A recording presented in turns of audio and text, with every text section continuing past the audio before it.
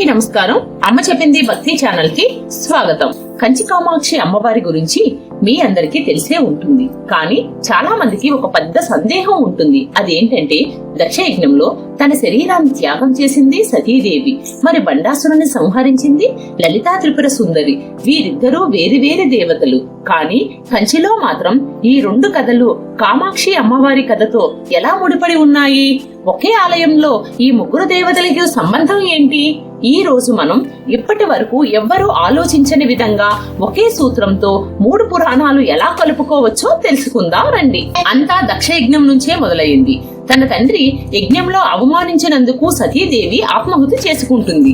శివుడి ఆగ్రహంతో ఆమె దేహాన్ని మోసుకొని విశ్వమంతా తిరుగుతూ ఉంటారు. అప్పుడు విష్ణువు సుదర్శన చక్రంతో సతీదేవి శరీరాన్ని 18 భాగాలుగా ఖండిస్తారు. ఆశ్చర్యం ఏమిటంటే ఆ శరీర భాగాలు పడిన ప్రదేశాలన్నీ శక్తివంతమైన శక్తి పీఠాలుగా మారాయి. కంచి కూడా ఒక శక్తి పీఠం. ఇక్కడ సతీదేవి నడుము భాగం పడిందని పురాణాలు చెబుతాయి. దీనిని మనము ఒక శక్తి కేంద్రంగా అర్థం చేసుకోవాలి. అంటే ఈ ప్రదేశం సతీదేవి త్యాగం వల్ల పవిత్రమైన అపారమైన శక్తిని తనలో నింపుకుంది. ఇది ఒక ఆలయం కాదు, కేవలం ఒక ఆధ్యాత్మిక శక్తి నిలయం. ఇప్పుడు కథను మరో కోణంలో చూద్దాం. ఈ సంఘటన జరిగి చాలా సంవత్సరాల తరువాత బండాసురుడు అనే రాక్షసుడు తన అరాచకాలతో లోకాన్ని పీడించడం మొదలు పెట్టాడు. దేవతలందరూ తమను రక్షించమని ఆ పరాశక్తిని ప్రార్థిస్తారు. వారి ప్రార్థన విని యజ్ఞగుండం నుంచి అత్యంత తేజస్సుతో అపారమైన శక్తితో ఉద్భవించిన దేవతే లలితా త్రిపుర సుందరి. ఆమె బండాసురుని వధించి లోకాలను రక్షించారు. అయితే యుద్ధం తరువాత ఆమె శక్తి ఇంకా ఉగ్రంగా తీవ్రంగా ఉంది. ఆ శక్తిని నిలువరించడం అవసరం అయ్యింది. ఇప్పుడు అసలు విషయం అర్థం చేసుకోండి.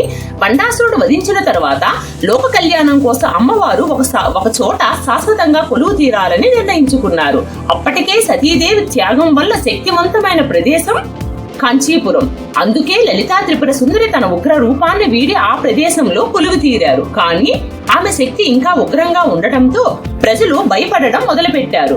అప్పుడు లోకహితం కోసం ఆదిశంకరాచార్యులు కంచికి వచ్చారు. ఆయన లలితా త్రిపుర సుందరి యొక్క శక్తిని శాంతపరచడానికి ఒక అద్భుతమైన మార్గాన్ని ఎంచుకున్నారు. అదే శ్రీచక్ర ప్రతిష్ఠ. ఆయన శ్రీచక్రాన్ని అమ్మవారి విగ్రహం ముందు ప్రతిష్ఠించి ఆమె ఉగ్ర రూపం నుంచి వచ్చిన శక్తిని అంతా దానిలో ప్రవేశించేలా చేశారు. శ్రీచక్రం యొక్క శక్తి వల్ల అమ్మవారు శాంతించి కోర్కులు తీర్చే కామాక్షి దేవిగా మారిపోయారు. ఇప్పుడు మీకు అర్థమైందనే అనుకుంటున్నాను. కంచిలో మీరు చూసే కామాక్షి అమ్మవారు కేవలం ఒక దేవత కాదు. ఆ ఆలయ భూమి సతీదేవి త్యాగం వల్ల పవిత్రమైంది. ఆ ఆలయంలో కొలువై ఉన్న దేవత లలితా త్రిపుర సుందరి యొక్క అవతారం. ఆమెను ఆదిశంకరాచార్యులు శాంతపరిచి అందరికీ సులభంగా అందుబాటులోకి వచ్చే కామాక్షిగా మార్చారు. ఇకపై మీరు కంచిని సందర్శించినప్పుడు ఈ 3 అద్భుతమైన కథలను గుర్తు చేసుకోండి. అప్పుడు మీరు చూసేది కేవలం ఒక ఆలయం కాదు, పరాశక్తి యొక్క త్యాగం, విజయం మరియు కరుణ యొక్క పరాకాష్ఠ. కామాక్షి అమ్మవారు వెనుక ఉన్న అద్భుతమైన కథను తెలుసుకున్నాం. ఈ వీడియో మీకు నచ్చినట్లయితే లైక్ చేసి మీ స్నేహితులతో షేర్ చేయండి.